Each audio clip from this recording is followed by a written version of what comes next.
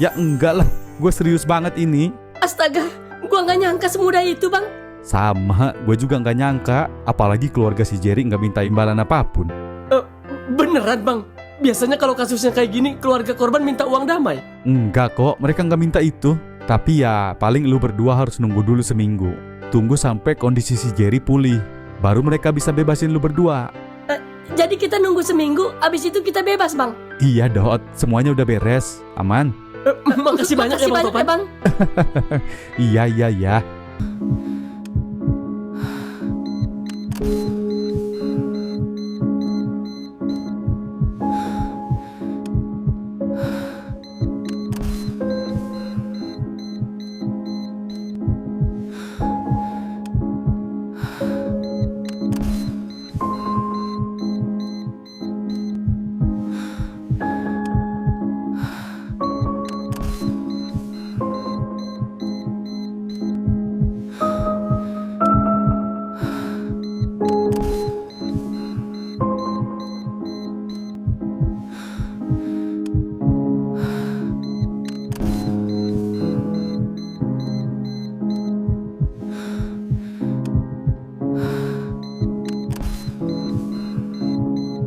Siang itu di belakang rumah sakit, Bang Topan bertemu ayahnya Jerry diam-diam, tanpa map atau surat, hanya perjanjian lisan di antara mereka. Ayahnya Jerry berjanji akan membebaskan Dot dari penjara jika Topan menyetujui syaratnya.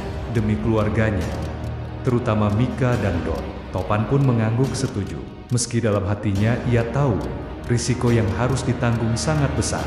Langkah kakiku terasa berat saat pintu ruang tahanan itu terbuka. Udara dingin bercampur bau besi memenuhi ruangan. Tapi semua itu hilang begitu mataku menangkap sosok yang selama ini tak pernah benar-benar hilang dari hatiku, Kak Dot.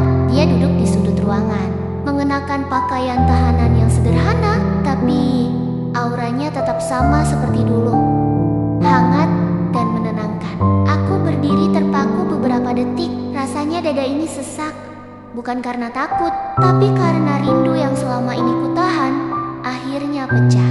Begitu langkahku mendekat, dia mendongak. Pandangan kami bertemu. Dunia seakan berhenti berputar. Kak, suaraku lirih, bergetar, nyaris seperti bisikan angin. Dot menatapku lama, seolah memastikan aku benar-benar nyata. Lalu perlahan, senyum kecil muncul di bibirnya. Senyum yang dulu selalu membuatku tenang. Tanpa berpikir panjang, aku berjalan cepat ke arahnya. Begitu jarak kami dekat, air mataku langsung jatuh. Aku tak bisa menahan diri. Aku langsung memeluknya erat. Pelukannya kaku di awal, tapi kemudian hangat itu kembali. Sama seperti dulu. Kak, aku ingat semuanya, ucapku di antara isak tangis. Aku ingat semua kenangan kita, semua tawa, semua janji, semua yang pernah kita lalui. Aku menggigit bibirku, berusaha menahan tangis yang semakin pecah. Aku ingat, Kak, dan aku sadar, aku salah. Dot tidak banyak bicara. Dia hanya menepuk pelan punggungku. Seperti dulu saat aku menangis karena hal-hal kecil. Kia, suaranya pelan tapi dalam. Kamu udah sembuh? Aku mengangguk sambil tetap memeluknya. Iya, Kak, aku sembuh. Dan hal pertama yang aku ingat cuma satu, kamu. Dia terdiam sesaat. Aku menatap wajahnya. Ada lelah di sana, tapi juga ketulusan yang belum pernah hilang. Kak, aku minta maaf, bisikku lirih. Aku sempat benci, sempat salah paham, sempat ninggalin kamu. Tapi ternyata yang paling tulus justru kamu, bukan siapa-siapa lagi. Tangannya menggenggam tanganku pelan. Aku nggak pernah nyalahin kamu. Ya, aku cuma pengen kamu bahagia dimanapun kamu berada. Ucapan itu malah membuat tangisku semakin deras. Aku bahagia, Kak, tapi cuma kalau kamu juga bahagia. Aku nggak mau lihat kamu di sini. Aku pengen kamu bebas.